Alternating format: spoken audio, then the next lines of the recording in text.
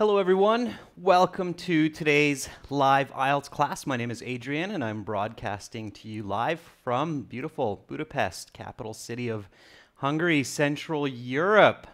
All right, so today is August 18th and we're continuing with our online course. This presentation is taken from our interactive lessons on our website. So if you're studying for academic IELTS, definitely visit us at aehelp.com.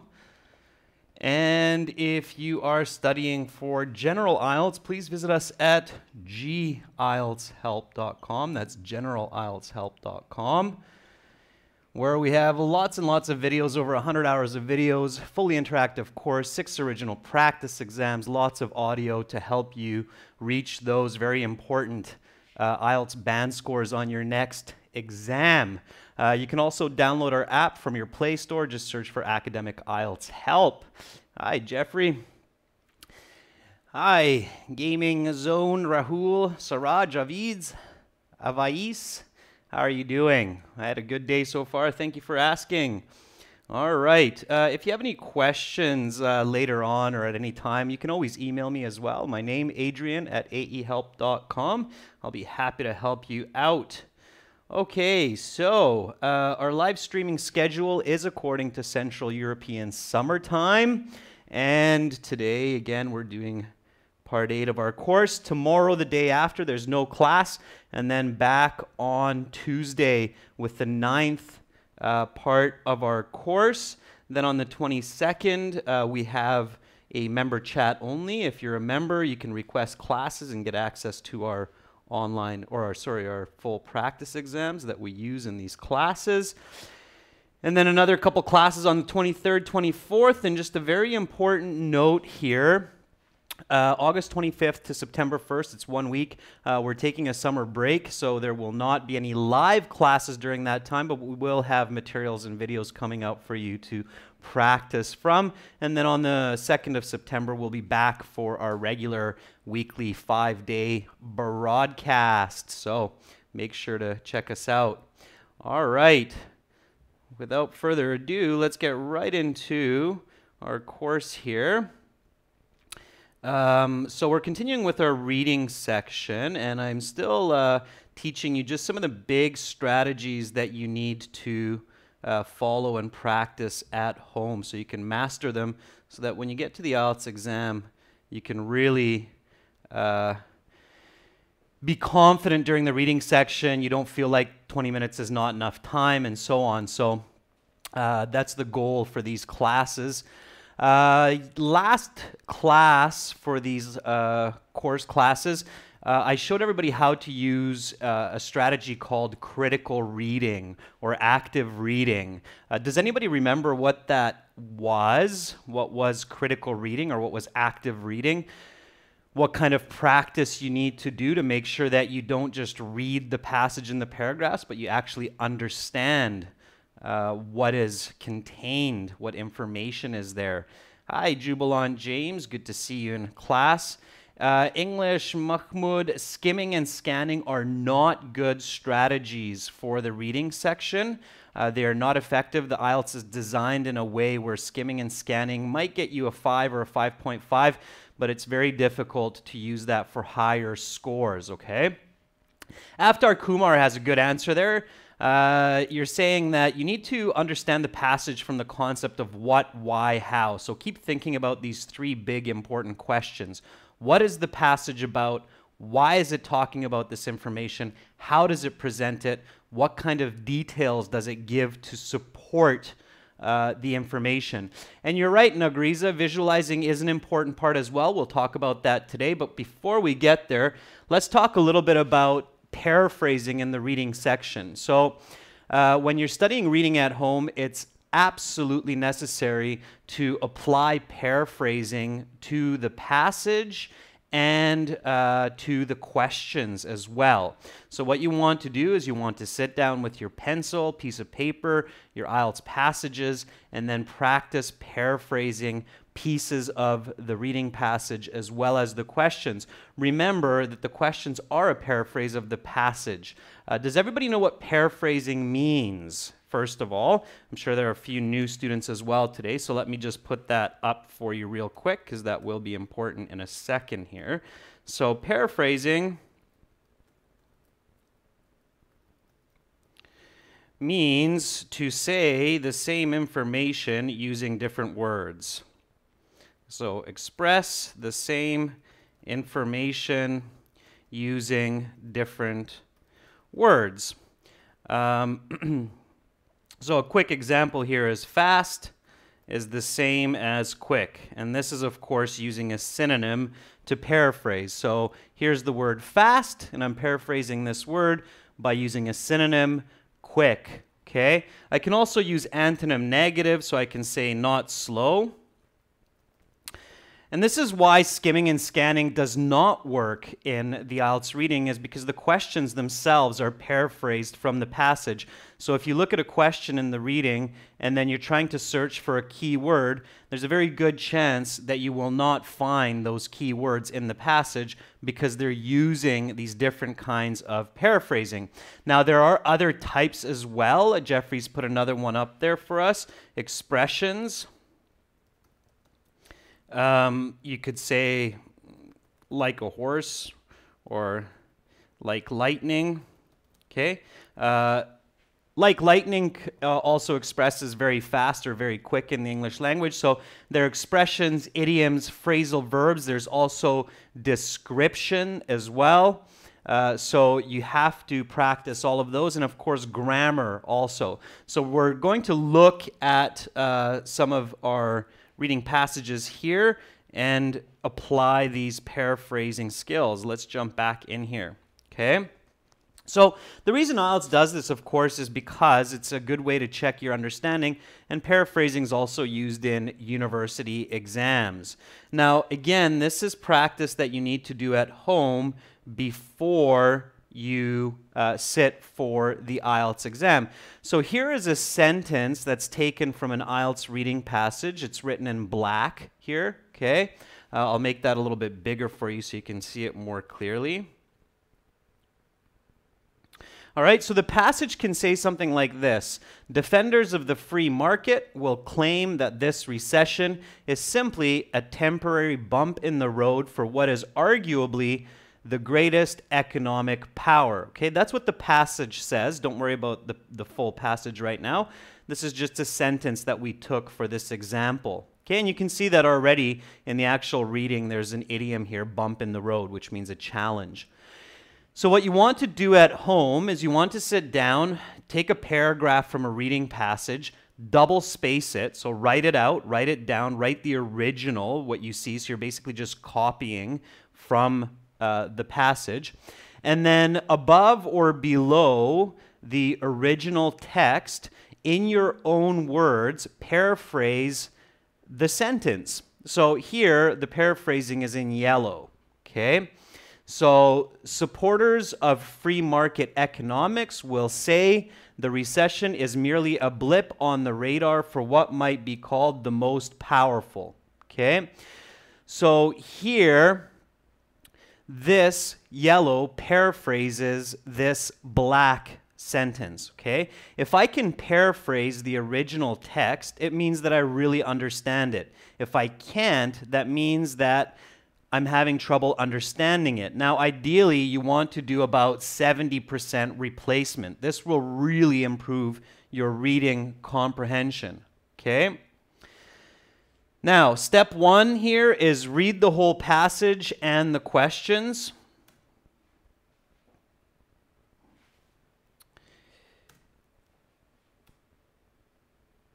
And then you want to do what I just showed you here. Select a simple sentence, so take an easy sentence, and write it down on a paper by hand. Double space it, leave lots of room for your paraphrasing. And then you want to use the paraphrasing methods that we talked about earlier this class and in previous classes. Use synonyms, use antonym negatives, use description. And if you really get stuck and you don't know how to paraphrase, then use a thesaurus, okay? A thesaurus is basically a synonym dictionary in English that will help you to paraphrase, okay? This is an excellent exercise. The more you do it, the faster you will get. You will learn lots of vocabulary and your comprehension will absolutely increase. Okay? Now, in our online course, you'll have a quiz that will test how well you can do this with some multiple choice questions. Let's do a little bit of paraphrasing ourselves. So here, I've taken a paragraph from one of our reading passages. Here's the original reading passage. So the IELTS reading passage, the title is The London Underground. Clearly this is talking about the London subway. And then, of course, it starts with the reading. It's about 700 words. And what I've done is I've just taken this paragraph here and I've pulled it out and put it onto or into another document here. So let's just read it together first, and then we'll do a little bit of paraphrasing together just to show you what you need to do. So one of the most notable aspects of London, the Underground or Tube, is also one of the most utilized by locals and visitors alike. Over 1.3 billion passengers use the Underground every year. If you have ever visited the city, it is very likely that you have been told to mind the gap. In continuous operation for over 150 years, the London Underground began as just one line run by a private corporation. Today, the system is publicly owned and comprised of 11 separate lines. The growth and development. Okay, so that's plenty. Now, let's paraphrase this. So, again, at home, I suggest doing this on paper with a pencil and a pen. Use different colors. So if the original that you're writing down, you're using a blue pen, then for the paraphrase, use a red pen or use green, use a different color so you can clearly see the difference. All right, now, I challenge you to help me paraphrase this together. So what's another way to say one of the most notable aspects of London? Okay, it's a good idea, especially if you have that level of English, to look at the phrase instead of looking at just one word. Okay, so one of the most notable aspects of London. What's another way to express this idea?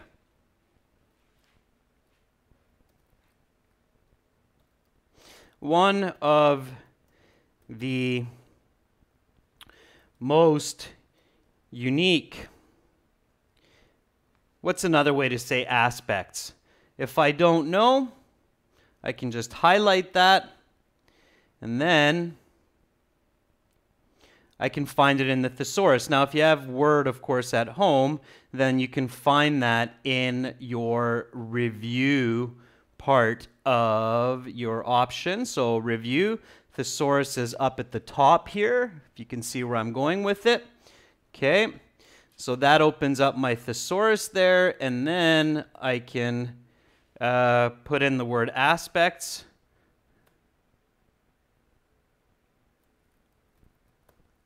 Or aspect, and it's a little bit small here, but it right away gives me the word feature, facet, characteristics, so any of those will work. And I can see that a couple of you have said that as well, okay? So great. So grab one of those words, and then away you go.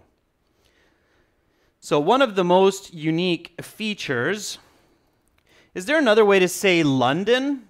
So sometimes people say, hey, well, I can't really paraphrase London, but you can, and you'll notice that IELTS uses a lot of these different kinds of techniques. We can describe it. So one of the most unique features of the capital city of England, which of course is London, the subway, another way to say underground, it's a more American way to say it, or tube,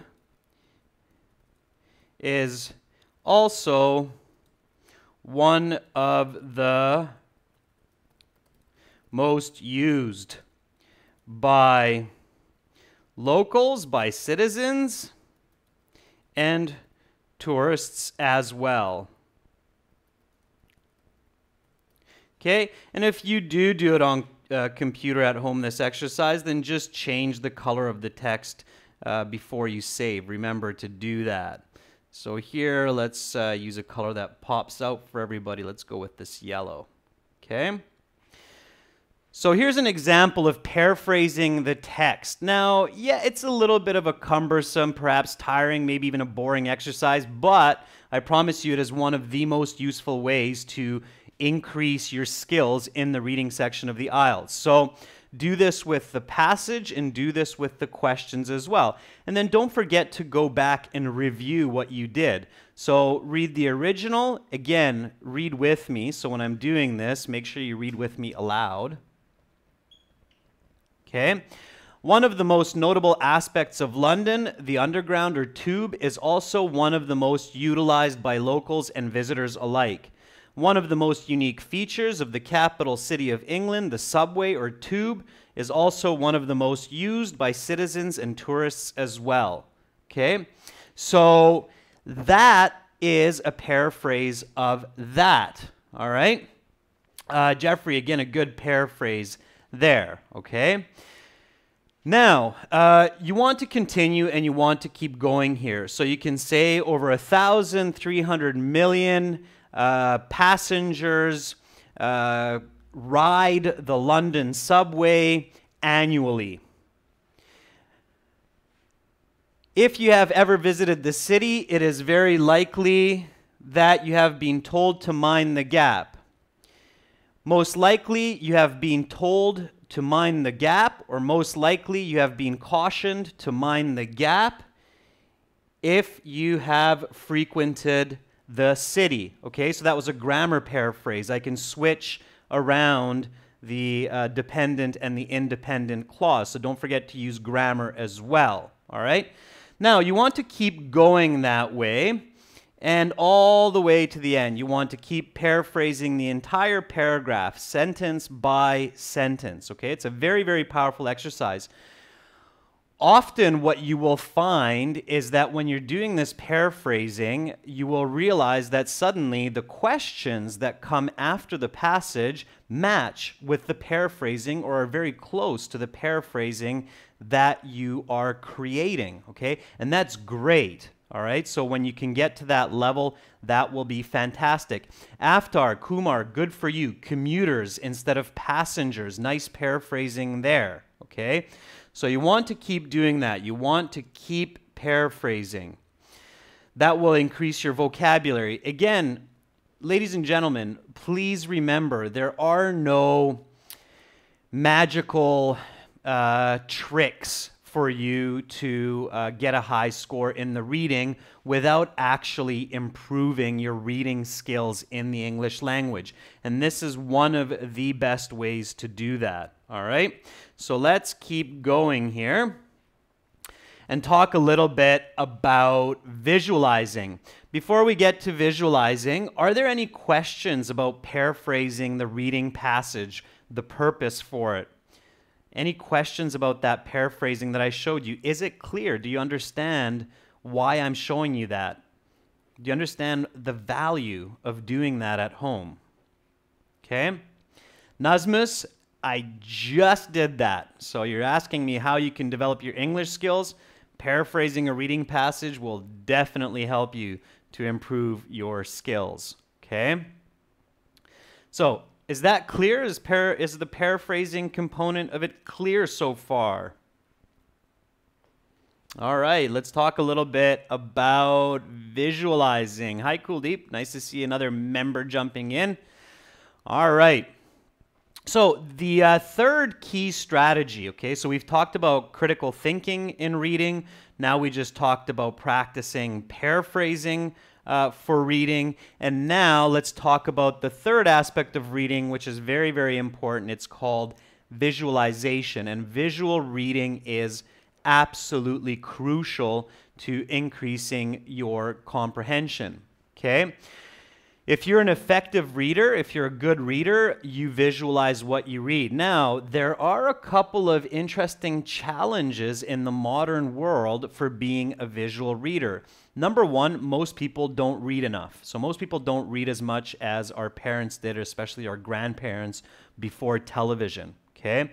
Our parents, our grandparents read a lot of books, and they were excellent visualizers. They didn't have visual cues like a television program to give them the images. Instead, they had to create these images themselves. Now, remember from our visualization discussion early when we discussed the 3 key strategies, that for visualization, you want to make it real. So you want to see real pictures, not just little cartoons or foggy images. You want to include yourself. The brain loves to participate. So I promise you that when Grandpa was reading about Don Quixote, then he was very likely imagining himself as being Don Quixote, the hero of the story, the character. People involved themselves in their readings often. It made it much more interesting and much easier to follow and understand. Okay, those are good skills. All right. The other difficulty with visualizing while we read is exactly what I just said, that we have a lot of visual images. So we're staring at our cell phones, we're staring at tablets, at computers, we're watching advertisements, posters, TV. And so our brain kind of shuts down. It just says, okay, just give me the information, I don't need to do work. And it basically shuts down, all right? So it's important for you to train your brain to see what it reads, all right? So if you're reading about an apple, see the apple, shiny, delicious, with its little speckles and its green little leaf there. That will help you a lot, okay? Visual reading begins with the title of the passage. So always read the title of the article first, and then picture what you're going to read about. Bring those images into your mind. What it's telling you here, it's just like warming up a car engine, okay? So your brain likes to be warmed up. It likes a little bit of warm-up time, just like when you're playing a sport before you get into the heavy information. You do that with the title of the passage. Allow your brain to collect visual images and information about what you will read, okay? So think about, what is the paragraph about? Picture it. Why is it talking about that? And all of the details, okay? Again, this is an important note here. Make sure to include yourself. So don't just imagine that you're watching a television, okay? When you're reading about the London Underground, so you're reading about the subway, don't just imagine that you're watching a TV show in the distance that's talking about the subway, but imagine that you are in London. You are just about to get on the subway. You're asking somebody for directions, okay? Jignesh Saw says, I don't think you have that much time on the exam. Absolutely, you're right, Jignesh. You don't have time on the exam. That's why you need to practice these skills at home so that when you get to your IELTS exam 1 or 2 months later, then you can do this very easily and quickly, okay? If you can't do it during the exam or before the exam, you're going to have a very difficult time to get a good score, okay? You're not going to get sidetracked, Kesra. All right. Let's say that you're reading a passage, passage number 1 from our book number 1. It's called Mountains of Ice. Now, Mountains of Ice is about icebergs, so the polar ice caps, how they're melting. So you want to visualize this. Not sure if I can play the video for you here. Yeah, I can do it. Here we go. Let's see if I can full screen that one for you. Okay. Okay, so you can see these little characters here in the bottom. They're on a boat, and they are running away from these ice caps. So that's what you want to do. You want to imagine that you are one of these characters on this boat, and you're escaping these melting ice caps, and you're visualizing these ice caps falling into the ocean, melting. You're visualizing cities sinking into the sea. So you're practicing these visual skills, okay? All right, let's do a little bit of this with our own passage, okay? So here we go with the London Underground. So again, the London Underground, what is it about? The subway. Why are we talking about it? Because it's a very important transportation system in London. How does it work? Billions of people ride the subway every year. It takes people from A to B very, very quickly. Okay? So let's jump to the second paragraph. We use the first one for paraphrasing. Let's read it and let's visualize. And then I'm going to ask you what you actually see in your mind. Okay? Just give me one moment here.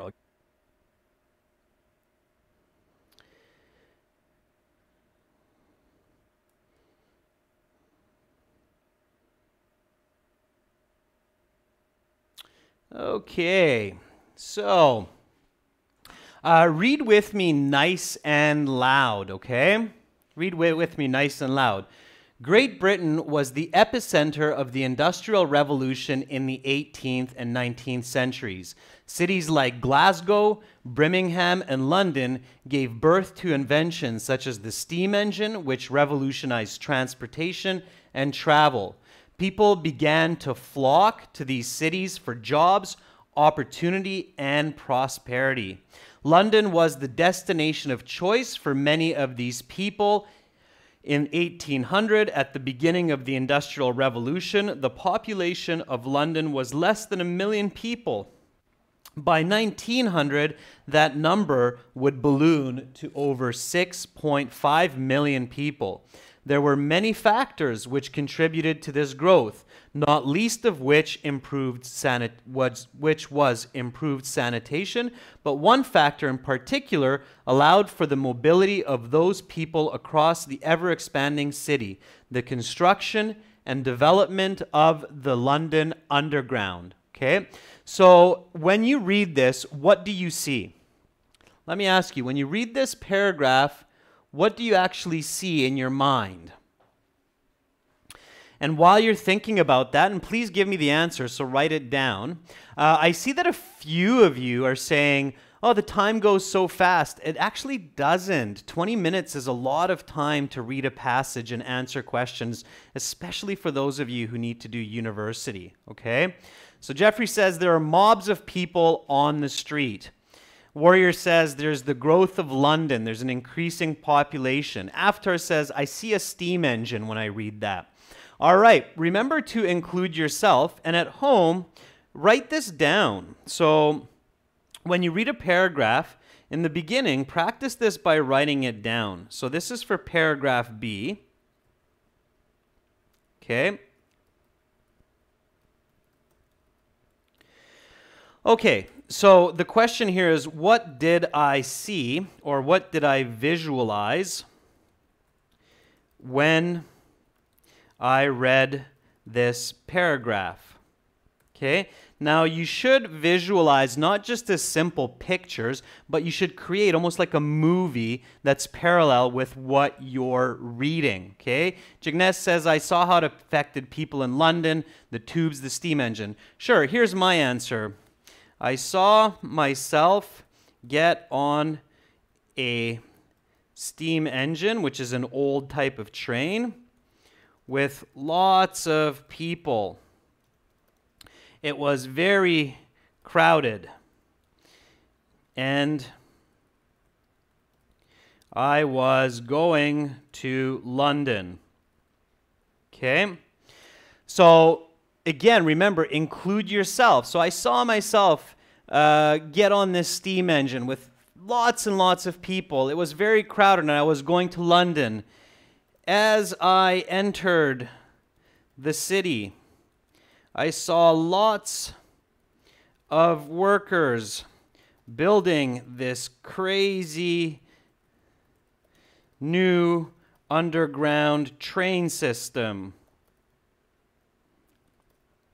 There were big holes in the ground. Okay? So you should be seeing all of this in your head. All right?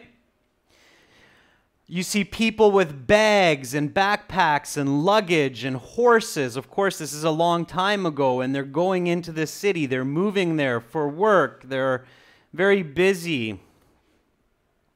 There are factories blowing smoke into the air. Okay?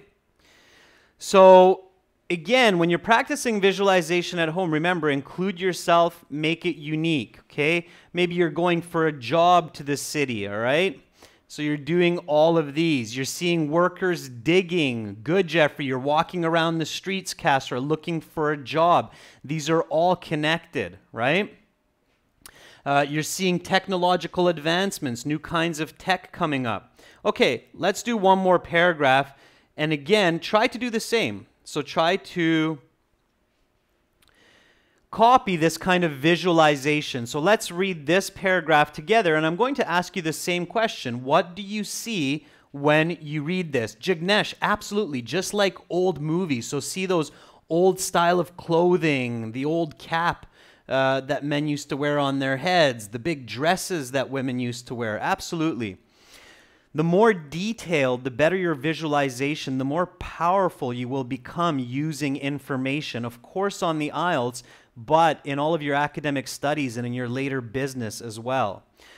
Okay, let's read together. Again, read with me nice and loud. This is some reading practice here. The first line was constructed in 1863. Over the next 50 years, many more lines would be added, resulting in the virtual blanketing of central London by the start of the First World War. Through the interwar period and the mid-20th century, the focus for the subway developers was extending the network to the suburbs of London, where an increasing number of Londoners were now residing. Interestingly, it wasn't until 1933 that the developers of the network unified into a single governing body. Until that time, there were a host of private companies competing for contracts, land, and customers.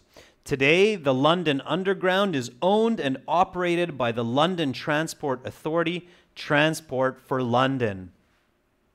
All right, ladies and gents, so when you read this paragraph, what do you see? Who are you? What's happening to you? Tell me that. It's not the same thing, Jignesh. You want to be specific to the paragraph. So when you read this paragraph, you can really imagine a couple of neat stories that you can put yourself into. What do you see? So I'll tell you what I see while you're writing down in the chat what you see. Okay? So I see myself using the first underground train. Then I have to go to war because I must defend Britain. I am a soldier. By the time I get back from war, there are many underground trains that allow me to go anywhere in the city.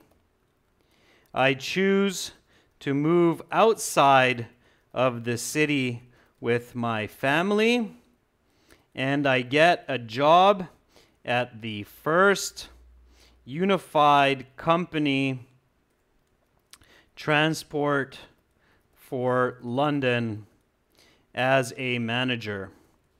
Something like that, okay? Let's see what you saw. So Virtually blanketing means it covers everything, Amit. So blanket is what you use to pull on yourself, so it covers everything, okay? So Jeffrey says, I'm a businessman carrying a huge bag with contracts in it. You're working for the London Underground, or you're one of the companies, and suddenly there's a merger and now you're going for this big company. You have a mustache. Good, Jeffrey. Being specific is very, very good. All right. Let's see what else you see. Jignesh says, I can see that there are separate companies competing. Maybe you're the boss of one of those companies, Jignesh, and suddenly you decide to sell your company because everybody is joining into one big organization. Okay, good.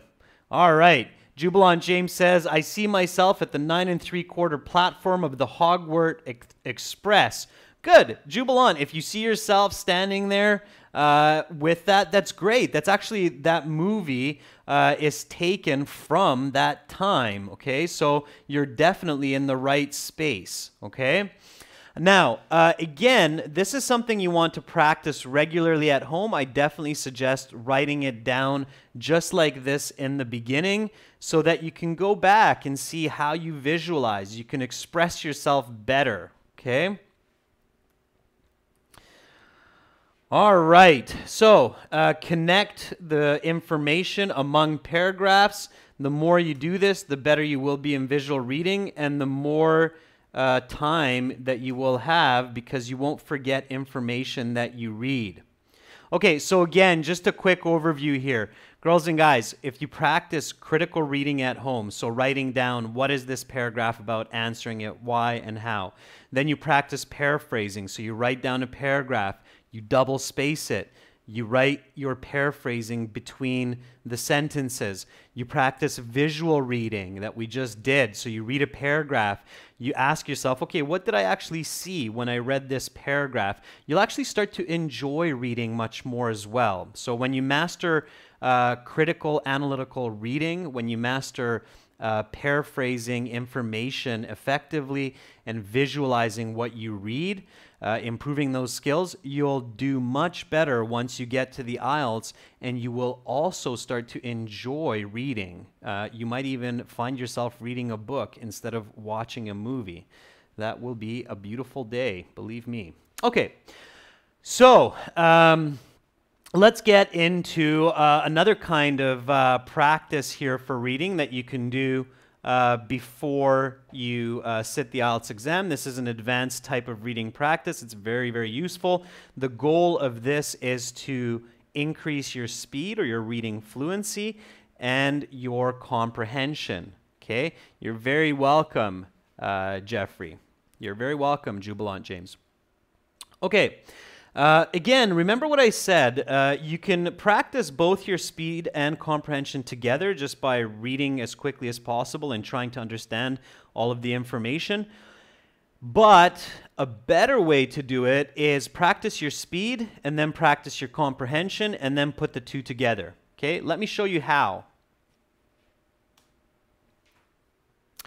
So this unique practice exercise, it's what we call power reading, okay? What you need to do for power reading, there are a few good steps, and I should say, practicing power reading, it's very tiring, it takes a lot of energy. It seems kind of crazy in the beginning, but I do make you this promise, and you can call me on it. If you do power reading a couple times, 3 times, let's say a week for 2 weeks, you will see a huge improvement in your reading skills, okay? You just need to do it, all right? Hugh Nguyen, I see you're asking me about matching heading questions. We'll get into those specific question strategies in our next class, okay? So we'll talk about the list of headings, matching information, true, false, not given, and all those different questions, okay? So here, increase your speed, increase your comprehension, and there are 4 steps, okay? So there are basically 4 steps that you need to do for this. Step number 1 is read the passage aloud, that's very important, faster than you actually can.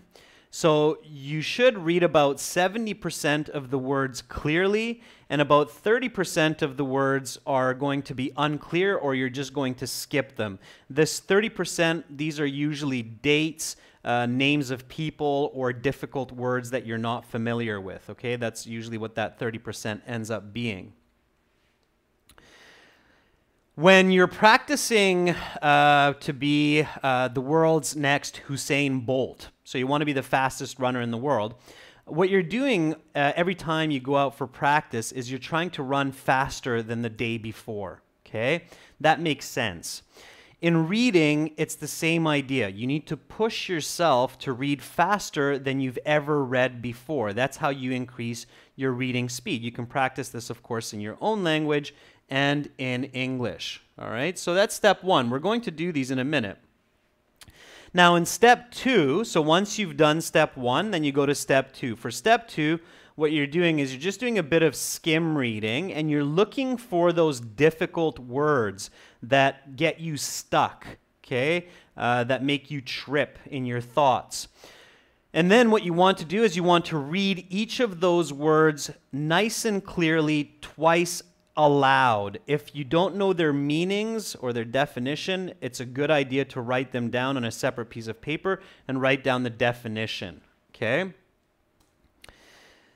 Then for step number three, now you're going for comprehension. So step number one and step number two, these focus on increasing your reading speed, okay?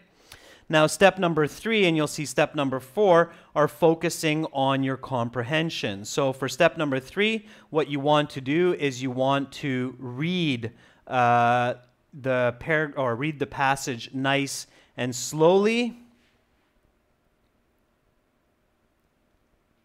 And you want to pay attention to the key idea. What is it about? Why are they talking about this? And the how. So what you're noticing here, if you watched our previous classes, is in step number three, you're basically applying your critical reading or analytical reading skills. And that's what finishes off for step number four. And you should, in the beginning, write these down. So ask what, why, how, and then write down the answers, okay? There is a fifth step here. Once you've done all this, then read the entire passage again, nice and quietly in your head, and read it quickly, okay? That's a fifth step that we've added later where you can do some silent reading. But the goal is to get to at least step number four, okay? So let's follow these on the next 5 slides, it's telling us, okay? So here is an example of power reading, okay? So here is the first paragraph. Here we're looking at a paragraph from an IELTS reading passage. I'm going to play the audio for you. If you can, try to read at this speed. Dawash, again, I got to remind you that there are a lot of steps you need to practice to improve your reading before you sit the IELTS exam, okay? So here we go. This, again, is an exercise that you do before the IELTS exam so that you're fast and you understand when you're in the IELTS. So listen to this example of step 1 for power reading. Seismic shifts, silent drifts. When looking at a map of the world, it is natural to notice Africa and South America seem to be able to fit together as if two parts of form a whole. It was the insight which led Flemish cartographer Aurelius in 1596 to put forward the first-time idea that once period the continents were in different places than they are today. It would take over 300 years for the theory to be developed and 50 years that for the mechanism of the phenomenon to be discovered. Okay, so maybe that sounded a little bit gibberish and it was a little bit quiet, so I'll do it live for you as well, okay? So try to, again, read with me as fast as you can. So when looking at a map of the world, it is natural to notice that Africa and South America seem to be able to fit together as if they were parts of the two form a whole. It was this insight which led Flemish Abraham Ortelius put together the first idea that one of the period of continents were different places where they are today. It would take over 300 years for the theory to be fully developed and 50 years after that for the mechanism of the phenomenon to be discovered. Okay, so a little bit of a I'm going to have a drink of water, but that's basically what you're doing for step 1. Now, obviously, I don't expect you to read that quickly when you're doing it, but the idea here is push yourself to read faster than you have ever read before. Okay, so push yourself to read faster than you've ever read before. Now, when you do that again and again and again, you'll see that your speed will definitely improve. Okay? And then for step number 2, identify the difficult words from the passage or from the paragraph, and then read them or say them aloud twice. Let me see if I have that here. Okay, I don't, so I'm going to go back and do it. All right, in your live course, of course, you have all the audio and examples for this. So let me show you what step number 2 is, okay?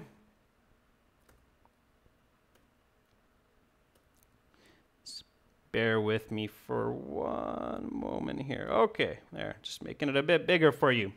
Okay, so for step number 2, once you've read the paragraph or the passage, depends on how much time you have to practice, faster than you've ever read before, then what you're doing is you're skimming and scanning for difficult words, okay? So maybe this word is a little bit tricky. Names can be. Don't just think that long words are difficult. Sometimes short words can be difficult as well, okay?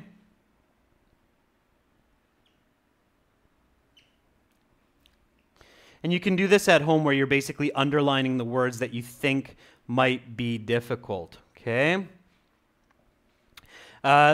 Definitely look for the words that you weren't able to read while you were going really quickly. Okay. So you look at the paragraph, you find these difficult words, and then you read each one nice and loud. So you go Africa, Africa, insight, insight. Now, don't just listen to me doing this, girls and guys. Please repeat after me. Flemish, Flemish, cartographer, cartographer, Abraham, Abraham, Ortelius, Ortelius, 1596, 1596, continents, continents, mechanisms, mechanisms, phenomenon, phenomenon. All right. Maybe discovered, discovered. So those perhaps are the difficult words for me, so I underline them, I say them twice, nice and loud. Again, if you don't know their definitions, it's a good idea to write it out on a separate sheet and learn the vocabulary at the same time. It's difficult to pronounce a word if you don't know its meaning. If you don't know how to pronounce it, you can just type it into Google, and of course Google will tell you the pronunciation, most likely with American pronunciation, okay? Yes, a cartographer is a map maker. That's right. All right. So that's step number 2. Okay. We just did that. And then you go to step number 3. Step number 3 means you read the paragraph again. Now this time, don't read it crazy fast. Just read it nice and loud. And then focus on identifying the main ideas, the explanations, and the specific examples. So here, if I go back to my original paragraph, I've read it crazy fast. I've identified the difficult words. I've repeated them loud at least twice. Now I read the paragraph again at a comfortable pace. I'm looking at the punctuation as well, so commas, periods, I'm looking at those, making sure that I follow the right intonation. And then I read it. When looking at a map of the world, it is natural to notice that Africa and South America seem to be able to fit together as if they are two parts of a former whole. It was this insight which led Flemish cartographer Abraham Ortelius in 1596 to put forward for the first time the idea that at one period the continents were in different places than they are today. It would take over 300 years for the theory to be fully developed, and 50 years after that for the mechanism of the phenomenon to be discovered. Okay, so you read it at a nice, comfortable pace, and you paid attention to what is it talking about. It's talking about continental drift theory. Why is it talking about that? Because it was identified by a Flemish cartographer over 300 years ago. How? By looking at a map and noticing that the parts seem to be able to fit together. So that was the fourth part, okay? Yes, Devosh, it's important not to be distracted while you're doing this, definitely, okay? So that is the third step, and then there I kind of covered the fourth step. So in the fourth step, you actually write down what is the paragraph about, and then you give the answer. It is about the development of the continental drift theory, okay? Why is it talking about that? And then you write down your answer, because the cartographer who discovered this or first suggested the idea was a Flemish guy named Abraham Ortelius more than 300 years ago in 1596. How? Well, he noticed that the parts of the map, the continents, seem to be able to fit together.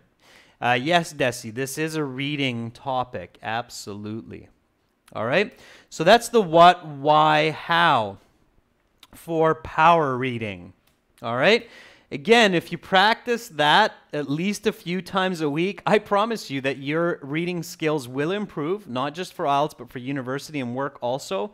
And you will get a higher band score, and you will be faster.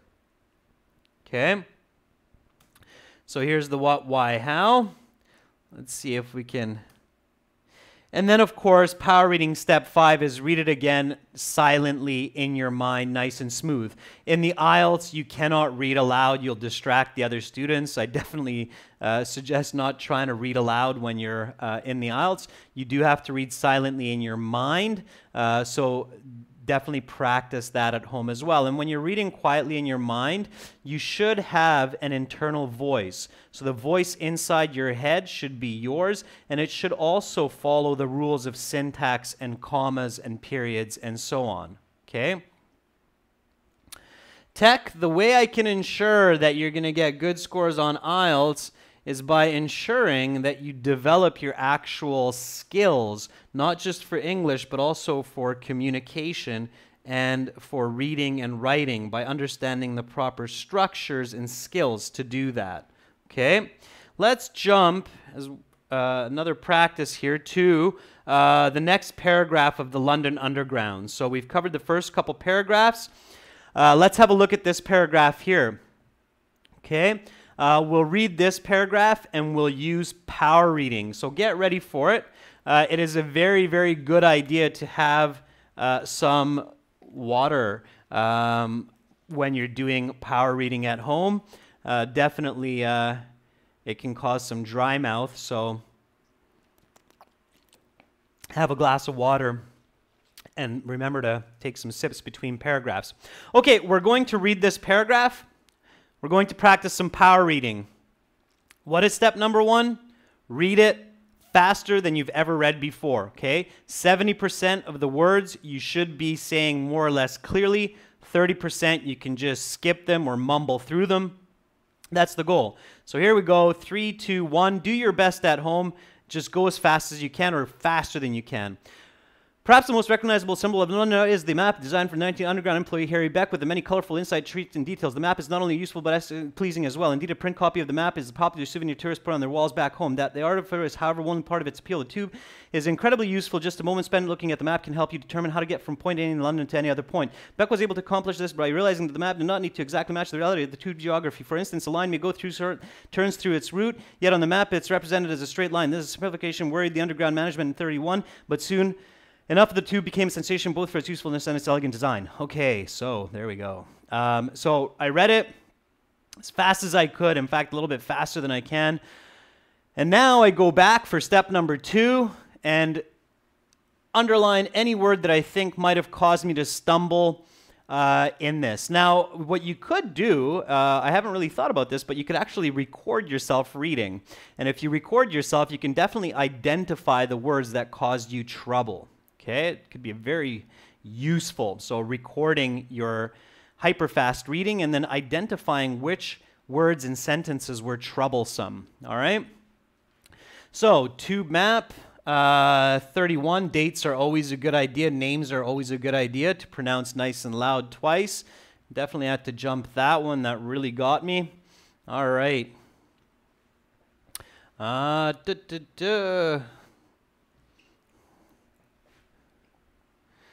right, let me see. What other words got me there? That one got me. That one got me. All right, that one got me. That one got me. This one got me. Okay. That one got me. That one got me. All right. Okay, so it's okay if you don't catch them all, just catch most of them, and then twice, nice and loud for each of these. Recognizable, recognizable. Tube map, tube map. 1931, 1931. Harry Beck, Harry Beck. Aesthetically, aesthetically. Souvenir, souvenir. However, however. Appeal, appeal.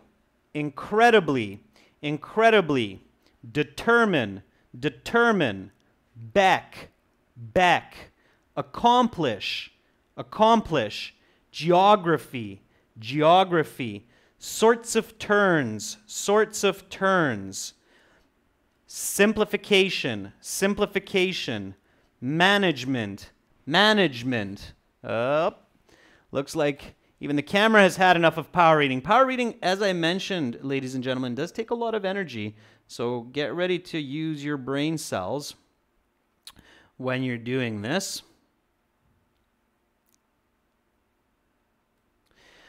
All right, and then sensation, sensation. Okay, and then you go to step number 3. Step number 3, just read the paragraph again, focus on the topic, focus on the information, focus on answering what, why, how, okay? Perhaps the most recognizable symbol of the London Underground is the tube map, designed in 1931 by Underground employee Harry Beck. With its many colorful lines and intricate details, the tube map is not only useful but aesthetically pleasing as well. Indeed, a print copy of the tube map is a popular souvenir for tourists to put on their walls back home. That it is artful is, however, only a part of its appeal. The tube map is incredibly useful. Just a moment spent looking at the map can help you determine how to get from any point in London to any other point. Beck was able to accomplish this by realizing that the map did not need to exactly match the reality of the tube geography. For instance, a line may go through all sorts of turns through its route, yet on the map it is represented as a straight line. This simplification worried the Underground management in 1931, but soon enough the tube map became a sensation, both for its usefulness and its elegant design. Okay? So, there you go. You've read through this nice and smooth. What is it about? Anybody? What is this about? So let's see how well you picked out the information instead of me just giving it to you. Okay? So what is this about? Jeffrey says it's about a map. Dut Mayo says it's about the tube map. Jubilant James says it's about the tube map. Warrior S says, yeah, it's about the tube map. Okay. And you're right. So what is it about? It's about the tube map. It's about the map of the London Underground. Exactly. Why is the paragraph talking about that? Souvenir is a gift that you bring from another country home, okay? So it's something special, like if you go to Canada, many people buy maple syrup. It's iconic of Canadian culture, and then they bring it back to their home country as a gift for their friends. That's a souvenir. So why is it talking about the tube map? Sanket Patel says, well, it's a symbol of the London Underground. And Vishal says it's a very, very useful map. Absolutely, yeah. So it's talking about the map because it's very, very useful. It symbolizes the London Underground, and it's a very popular map. A lot of people love this map. It's useful and it's popular. Hi, Manisha. Nice to see you jumping in. How is it talking about this, or how is it talking about the map? Well, the answer you should arrive to is that it is explaining how this former employee, Harry Beck, designed the map in a very clever way where he basically drew straight lines because he realized that you didn't need to actually copy the real geography of the London Underground. And it became a huge sensation. It was colorful, it was artful, and it was very effective. So it describes in how and what ways it was such. Great. Okay, so now you're on your way with some really good skills and really good practice strategies to help you prepare for the IELTS. A lot of students today said, Adrian, I don't have enough time during IELTS reading to do these kinds of steps. I agree, you're right. I'm not suggesting for you to do this during the IELTS exam. This is not going to help you if you're doing it during the IELTS exam. This is what you need to do when you're getting ready for the test. In the 2-3 months before your IELTS, when you know you have to do the test, you need to get ready for it. These are the kinds of practice strategies that you apply to your reading. You separate out your ability for speed and fluency in reading and your comprehension. You focus on your speed, you focus on your comprehension, and then you put the two together, okay? Again, I absolutely promise you that if you practice critical analytical reading, paraphrasing reading passages and questions, visualizing what you read, using your pencil and paper to write down these ideas and these sentences and these paraphrases, and you practice this kind of power reading, you do it for 3, 4, 5, 6 weeks, and you're honest with yourself and you say, hey, yes, Adrian, I did at least 6-7 hours of this kind of practice, hopefully even a little bit more, 10-12 hours of this kind of reading practice in the week, your IELTS score will go up, I want to say at least a band score, but if you're really doing this and you're doing the best that you can, it will go up even more than 1 band score, okay? So, any questions about these big strategies and practice skills that I discussed in today's class and the last class that we talked about, the online course? Any questions? Or something maybe that's not clear that you want me to explain further, why you're doing something?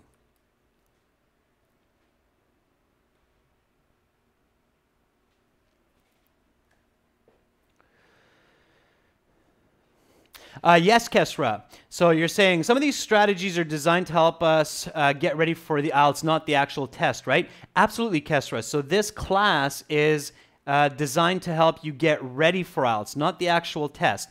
The actual test strategies, that will be in the next class, which is going to be on Tuesday. So we're going to talk about true, false, not given, multiple choice, finding headings for paragraphs. So we'll talk about those different kinds of 11 different kinds of reading questions in Tuesday's class of what you need to do with them during the actual exam, okay? That class will be on Tuesday. These strategies and the strategies from the last class are teaching you how to get ready for the IELTS exam. Absolutely, okay? Hugh Nguyen, you're saying improve your vocabulary, that's the only way. I think that's oversimplification. If it were just as simple as improving vocabulary, a lot of people will get better scores on IELTS. Unfortunately, it's not. IELTS demands a high level of communication, a high level of creative, critical thinking, being able to use visualization. So there's much more to IELTS than just vocabulary and grammar, okay? Yes, Amit, absolutely.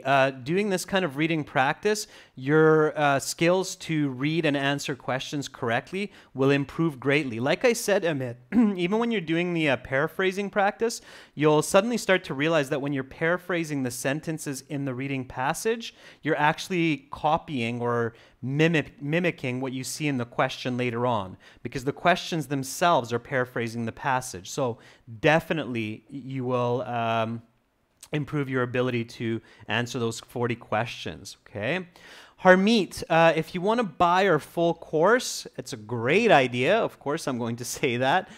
Go to aehelp.com for academic IELTS and glshelp.com for general IELTS, and then just click on the big red button that says join. And then you'll be able to purchase the course. And these strategies, of course, including power reading, is all taken from our course, okay? Jignesh is saying, if I look at papers from Kaplan, British Council, so on, is it helpful? Absolutely, Jignesh. It's good to do real IELTS practice exams at home. But just doing practice exams themselves again and again will not be efficient or will not be the most efficient way to improve your skills. You need to do more than just one test after the next, okay? You need to actually improve your abilities for listening, reading, writing, and speaking and communication, okay? Avatar, definitely paraphrasing will help your writing skills. And going back to Hugh Nguyen's comment about vocabulary, it will help you with vocabulary as well, okay? All right, girls and guys, Amit, I wish I could stay and just keep talking and keep saying all kinds of information about IELTS and communication and how to learn and what to do, and I will continue to do it, but not today. I have a lot of other important matters to get to. Nevertheless, I think there's lots from today's class that you can take home and use to practice. So I'm going to bid all of you a farewell at this point. I wish all of you a great rest of your day, a good couple of next days. Try out the power reading. I'm really curious and excited to see if some students in the next class will say, hey, Adrian, I tried power reading. You were right. Even just doing it a couple times, I felt my reading skills started to improve. So definitely challenge you to do this power reading and this paraphrasing at home. And I'm really curious about your feedback, okay? It's just as useful for me when my students say, Adrian, I did power reading. It was fantastic. Or, Adrian, I did power reading, didn't do anything for me. In fact, I'm worse reader now than ever before. So let me know, give me feedback. I value it greatly. So do my colleagues.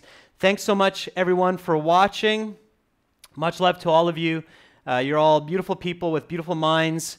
Stay confident. Keep up the good work. You'll reach your goals. You'll be successful in love and life. And I will see you next week. Bye for now.